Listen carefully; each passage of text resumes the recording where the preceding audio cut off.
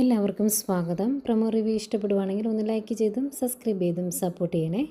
അപ്പോൾ നയനെ കൊണ്ടുവിടാൻ വേണ്ടി ദേവയാനിയും ജയനും കൂടി ഇറങ്ങുവാണ് വീട്ടിൽ നിന്ന് നയനോടൊപ്പം. അന്നേരം മോൾക്ക് ആകെ വിഷമമായതുകൊണ്ട് മോൾ ഓടി വരുന്നുണ്ട് നയനയുടെ അടുത്തോട്ട്. അന്നേരം ദേവയാനി നയനോട് പറയുവാണ്, ഇവിടെ വന്നതിന് ശേഷം മോൾ അമ്മയെ കാണണമെന്ന് പോലും പറയാറില്ല, നീ ഉള്ളത് കൊണ്ട്. അങ്ങനെയുള്ള നീ ഇവിടുന്ന് പോകുമ്പോൾ മോൾക്കത് സഹിക്കാൻ പറ്റുമോ എന്നൊക്കെ ചോദിക്കുന്നുണ്ട്. ഏതായാലും നയന മോളെ കെട്ടിപ്പിടിച്ചുകൊണ്ട് നിൽക്കുന്നത് കാണിക്കുന്നുണ്ട്. ഇനി കൂടെ കൊണ്ടുപോകുമോ എന്നറിയില്ല. ഏതായാലും അതിനുശേഷം നവ്യയുടെ നാവ് ഇങ്ങനെ ചൊറിഞ്ഞുകൊണ്ടിരിക്കുമല്ലോ, എന്തെങ്കിലും പറഞ്ഞിട്ടായിരിക്കും. മുത്തശ്ശി പറയുന്നുണ്ട്, എൻ്റെ ആദർശമോൻ ഈ വീട് വിട്ട് ഇറങ്ങിപ്പോയപ്പം എനിക്ക് സഹിക്കാൻ ഉണ്ടായിരുന്നില്ല. അതിൻ്റെ കൂടെയാണ് ഇപ്പം നയനമോളും കൂടി പോയത്. ഇപ്പം ഞാൻ ബാധി ചത്തതുപോലെയാണ് ഇരിക്കുന്നത്. അതുകൊണ്ട് ഈ മേലെ നീ ആവശ്യമില്ലാതെ പറഞ്ഞേക്കരുത് എന്നൊക്കെ നവ്യയോട് പറയുന്നുണ്ട്.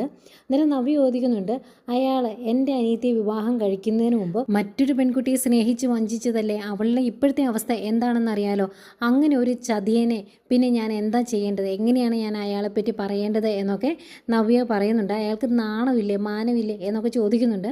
എന്തായാലും ഇത് കഴിഞ്ഞ് റൂമിലേക്ക് ചെല്ലുന്ന മുത്തശ്ശൻ കാര്യങ്ങൾ പറയുന്നുണ്ട്. ആദർശനോട് ദേഷ്യമുള്ളത് കൊണ്ടൊന്നുമല്ല, അവൻ വിജയിക്കണമെങ്കിൽ ഞാൻ ഇങ്ങനെയൊക്കെ ചെയ്യണം, അതുകൊണ്ടാണ് ഞാൻ അവനെ അവഗണിക്കുന്നത്. ഇനിയും ഞാൻ അവനെ അവഗണിക്കുക തന്നെ ചെയ്യും, അവൻ വിജയിച്ചു വരാൻ വേണ്ടി എന്ന് പറയുന്നുണ്ട് കേട്ടോ.